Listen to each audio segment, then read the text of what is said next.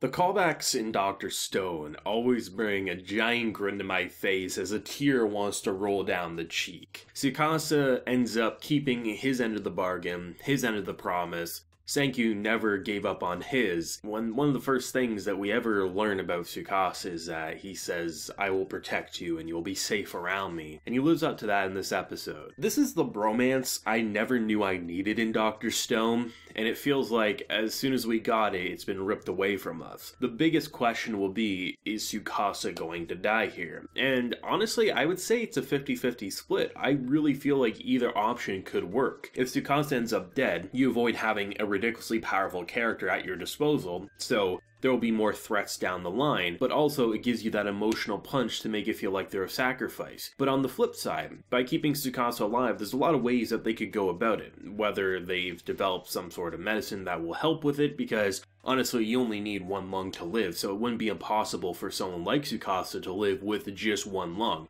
He didn't get stabbed in the heart, he got stabbed in the chest by his lung. So if they do keep Tsukasa alive, if he's down to one lung, he probably won't be able to be as ridiculously powerful, which will probably avoid having those issues where Tsukasa can just lift a tree and smack any opponent away, unless it's a volcano, because then at that point, there's not much a human fist could do. But the only real way that you could probably save him in that situation is by having stone and then using the petrification water. But the thing is that there's no stone on his body, so I don't see how that could work. Either way, if they find a way to manage to stop the bleeding, he could live with one lung. There's a way to do so, and based on the relationship that I've seen between might and science in this episode, I hope he does pull through, but I do see him dying working out in an emotional and satisfying way.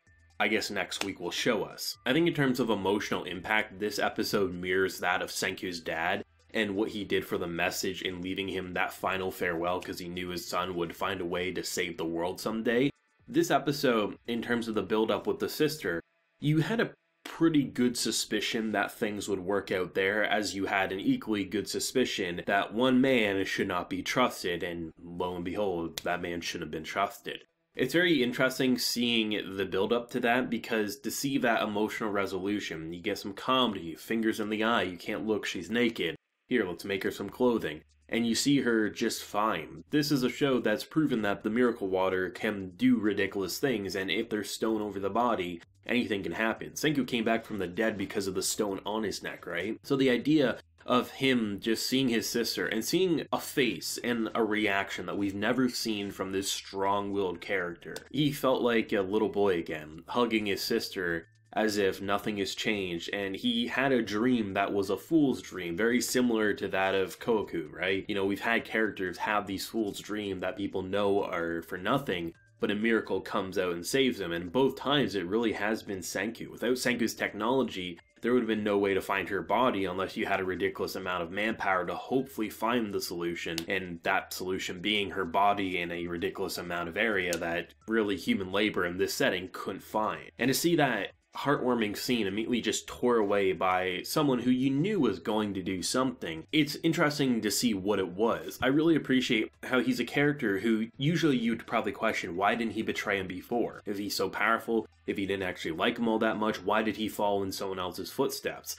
And in the episode, he just says it. When a man has nothing that he has that's worth protecting, it's impossible to kill someone like Tsukasa. Tsukasa, you can't sneak in his room, you can't do this or that. Nothing would make a man like him flinch until you bring back his seemingly dead sister. At that point, you can throw a spear at her, and he'll probably jump in to save her. It's a very simple, but I think such a satisfying way to understand how this relationship did implode up until this point. Tsukasa is a man who had agreements with this other character, saying like, you know, there's no reason why we should bring everyone back. The planet can't sustain 7 billion people. There's an agreement there. The main difference is that, one, obviously who should be leader was different, but the biggest was one feared what science could do, where the other thinks that they should work with Senku and use the petrification water and things like that, but use it very selectively. But he also is way more horrible, way more cruel. Tsukasa at no point has shown signs of being cruel. Even when he was killing Senku, he did it in one swoop. He never wanted to kill his followers, he simply just didn't want science to come back. Even though I disagreed with his thought process, there was nothing cruel about him, there was just a clashing of ideals. This man has no problems cutting off finger by finger, arm by arm, leg by leg, until you agree to support his vision. This man is a lunatic, and it's very interesting how they perfectly cover up their tracks, so there's nothing about these two and how they were working together for so long and this man didn't try to kill him before. Not only because he just probably couldn't beat him just on pure physical power, this man had nothing that he was protecting besides himself, and when you're only protecting yourself, how are you going to get the jump on a person even if they're sleeping? But I think to just see the cooperation and the build up to basically making a taser, and it was so fascinating because this was a situation where you knew Tsukasa was still going to fight. There's no way that Senkyu would be able to run away, build a device, and fight this man by himself. But it's very fascinating that instead of just saying, I'm going to kill you like Tsukasa once did, he's saying, I want to work with you, either with your cooperation or I'll torture you till you give in. And to see just how something that really, it felt like we would never see, Tsukasa protecting Senkyu and Senkyu protecting Tsukasa, using birds to distract as you're basically laying out a foundation to explode. How did he even set the flame? I thought maybe he just used rocks originally, but no, he had a little spark by his finger there. And to see just the taser, and it was great. It was just so satisfying.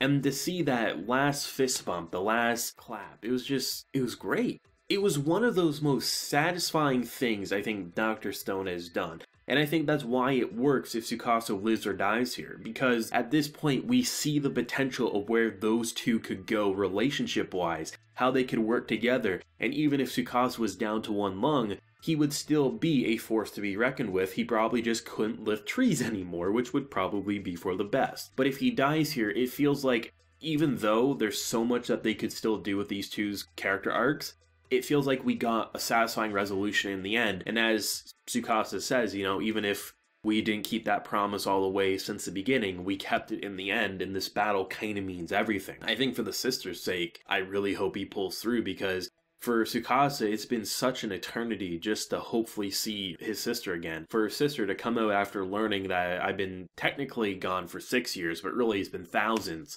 Her having to grow up in that stone world will be a pretty cruel thing, not having her brother around, seeing what he did for her all these times. It was just powerful. It was one of those episodes that purposely wanted to make you feel something, whether it's tears, whether it's excitement, whether it's fear. This was an episode designed to make you tense up, optimistic, and be worried about that last episode next week. I think Dr. Stone is just such an impressive feat of anime because there's so much anime absurdity about it, but the core ideas, the core themes, the core characteristics about these characters, it feels like this is why I've said it for so long, that it's one of my personal favorite anime that have come out over the past 10 years. It's something refreshing, it's something interesting. And even when characters survive ridiculous things, or you see characters lift up a tree from the ground, it is anime, it's kind of ridiculous. But all the inventions, all the way they make things happen that should be anime absurdity, have scientific reason behind it, and it just blows me away. Without a doubt, I think this is one of the standout Dr. Stone episodes. Like, if you were to ask, I think, me and many Dr. Stone fans, best episodes,